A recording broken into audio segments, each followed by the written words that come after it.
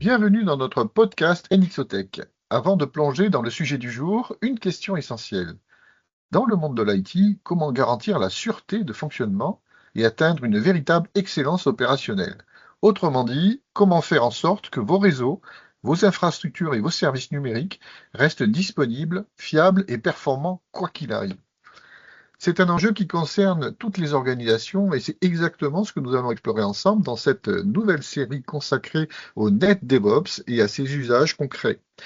Je suis Christophe Courtois et j'aurai le plaisir de vous accompagner tout au long de cette série pour décrypter des méthodes, des retours d'expérience et des cas pratiques qui transforment réellement la manière de gérer les infrastructures réseau. Pour ce premier épisode, j'ai le plaisir d'accueillir un expert du sujet, Audric Vernet, ingénieur logiciel chez NXO et spécialiste du NetDevOps.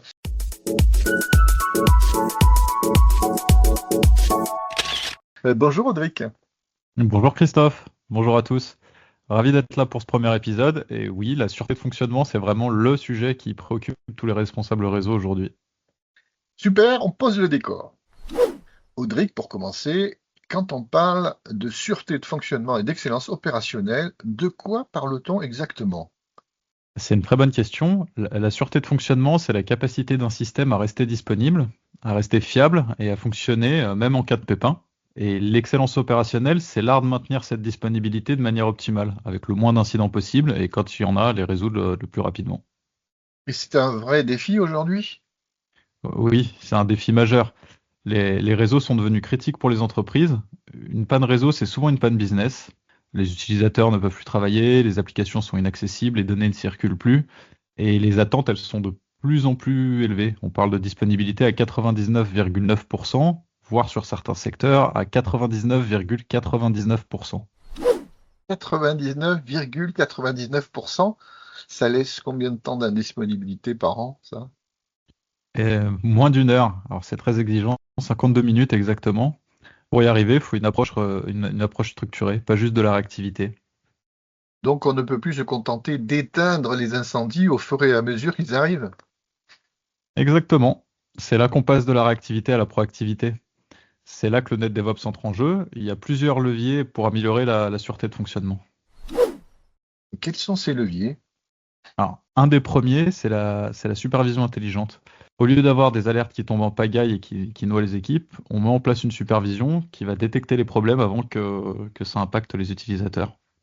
Détecter avant que ça impacte, c'est possible.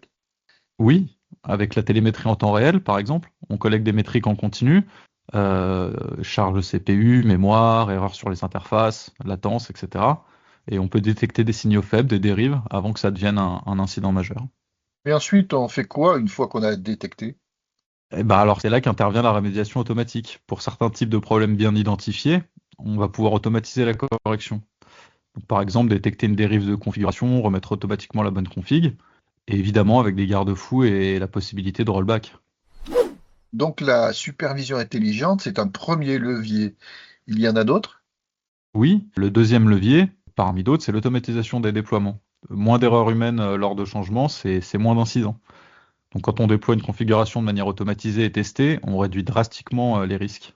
On va d'ailleurs en parler en détail dans le prochain épisode, non? Oui, exactement. On verra comment l'infrastructure as code permet de déployer des VLAN de manière fiable et reproductible. C'est un exemple concret d'automatisation qui améliore la sûreté de fonctionnement. Et il y a d'autres pistes? Oui, un troisième levier, c'est l'industrialisation de l'automatisation. Donc passer de scripts isolés sur les PC des ingés à une vraie plateforme avec Git, du CI/CD, des tests automatiques. Tout ça, ça va apporter de la fiabilité, de la traçabilité et ça permet de déployer en confiance. Ça fait beaucoup de choses à mettre en place. Ouais, mais l'idée, c'est d'y aller progressivement. On change pas tout du jour au lendemain. On commence par identifier les points de douleur les plus critiques et on les attaque un par un. Concrètement, par où on commence? Ça dépend de chaque organisation, mais souvent, on commence par améliorer la supervision, parce que si on voit pas les problèmes, on peut pas les résoudre. Ensuite, on automatise les déploiements les plus fréquents, les plus risqués, et progressivement, on industrialise tout ça. Et les résultats, on les voit quand? Très rapidement, dès qu'on améliore la supervision, on voit des problèmes qu'on voyait pas avant, on peut les corriger, et dès qu'on automatise un déploiement, on réduit les erreurs. Donc les bénéfices, ils sont mesurables dès les premières semaines. Tu as des chiffres à nous donner? Sur des projets qu'on a menés, on observe souvent une réduction, on va dire entre 60 et 80% du temps moyen de résolution des incidents, le MTTR, donc mean time to repair. Et surtout, on réduit drastiquement le nombre d'incidents qui arrivent jusqu'aux utilisateurs, parce qu'on les détecte et on les corrige avant. C'est impressionnant et ça demande beaucoup de compétences nouvelles. Alors, il faut effectivement monter en compétences, mais c'est accessible. Comprendre les outils de monitoring modernes, savoir utiliser Git, écrire un peu de code, ce sont des compétences qu'on peut acquérir en quelques semaines avec un bon accompagnement. Et les équipes, elles adhèrent à cette approche? Généralement, oui, parce qu'elle voit rapidement les bénéfices. Moins de réveil pour éteindre des incendies, plus de temps pour des tâches à valeur ajoutée, c'est valorisant. Donc pour résumer, pour améliorer la sûreté de fonctionnement, on a plusieurs pistes: supervision intelligente, automatisation et industrialisation. Exactement. C'est ce qu'on va explorer dans cette série.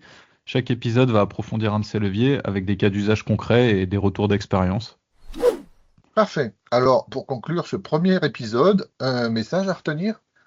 Oui, je dirais que l'excellence opérationnelle, c'est pas un objectif inaccessible, c'est une démarche progressive avec des outils et des méthodes qui existent. Le NetDevOps, c'est justement cette approche qui permet d'atteindre cette excellence. Et on va voir dans les prochains épisodes comment concrètement y arriver. Excellent. Merci beaucoup, Audric, pour cet éclairage. Je pense qu'on a posé les bases et donné envie d'en savoir plus. Avec plaisir, Christophe. Vous l'aurez compris, assurer la sûreté de fonctionnement, c'est avant tout anticiper, automatiser et industrialiser. Dans le prochain épisode, on va passer au concret. Comment automatiser le déploiement d'un VLAN grâce à l'infrastructure Ascode. Merci à tous pour votre écoute et à très vite pour la suite de Le Net DevOps en action dans NXOTech.